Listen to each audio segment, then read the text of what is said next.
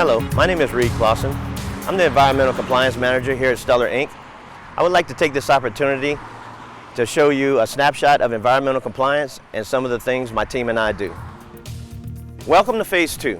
Phase 2 is Stuller's categorical wastewater treatment facility. Stuller, Inc. is classified as a categorical industrial user, and as such we are under permit by Lafayette Utility Systems. All categorical water from manufacturing comes to Phase 2, where it is properly treated and cleaned up in order to meet our strict permit limits, and also to recapture any precious metals which are in solution at this point. My customer is manufacturing. Lift Station 1 and Lift Station 2 inside the building transport all of the categorical water which comes from manufacturing to Phase 2 into these two 1,000-gallon holding tanks.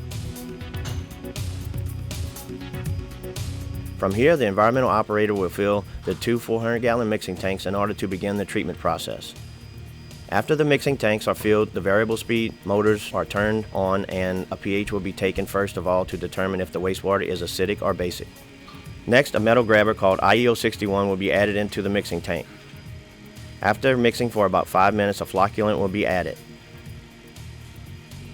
The tanks will then mix for about 15 minutes. As the flocculant cleans the water, it is grabbing precious metals out of solution. Then the treated wastewater is pumped into a 1,000-gallon settling tank where the flocculant settles to the bottom of the tank and the water at the top of the tank decants into the plate separator for another polishing. The polished wastewater will now go through a series of filtration and different types of media to get pollutants and any precious metals out before going back to the sanitary sewer system and finally back to the city's wastewater treatment plant. After 10 days, the settling tank will have 600 gallons of settled flock, which will now be called lamella because it is very compact. It is now time to pump the system down to a filter press. After the system is pumped down to the filter press, it will be full. It will then be aired down and then it will be scraped. Now we have what is called filter cake. This filter cake will be scraped into 55-gallon drums. I'm here at the sludge dryer today just to give you a glimpse of the money savings that we do get from this machine.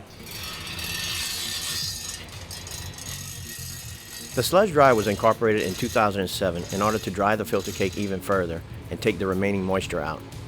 By running the filter cake through a sludge dryer, we can attain a ratio of 10:4, which means we can turn 10 55-gallon drums of filter cake into 4 55-gallon drums of dried filter cake.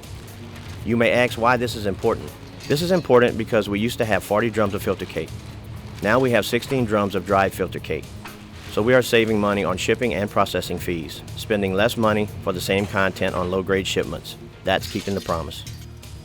Since Stuller, Inc. is permitted by LUS, I am required to sample Phase 2 quarterly. After a day of sampling, the samples are brought to AccuTest Lab to be analyzed. Once the analytical results are sent back to me, I check to make sure we passed all of our permit limits. If so, then I would fill out the discharge monitoring reports or DMRs. Finally, all information and results are sent to LUS. This is Phase 3, our wastewater treatment facility. Phase 3 is a non-permitted phase. Basically, Phase 3's main purpose is to clean up the milky white investment water which is produced by casting. Today I'm here in the casting department, one of my biggest customers. I'd just like to explain today how these hot flasks over 1,300 degrees come out of the oven, they hit the cold quench tank water, and from there they disintegrate and make this milky white water which eventually goes to Phase 3. Once the quench water leaves casting, it is pumped to Phase 3 into two 500-gallon tanks.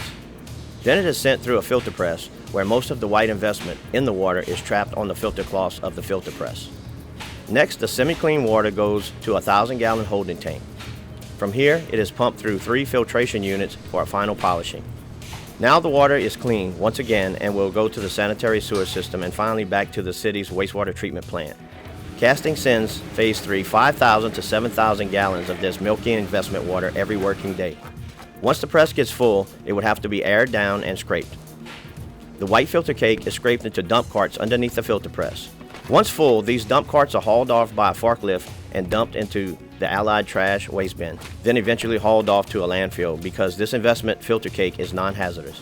Production is our #1 priority, and between both Phase 2 and 3, the environmental compliance team must make sure we are prepared and ready to keep our customers satisfied by accepting all wastewater from Stuller, Inc. on a daily basis.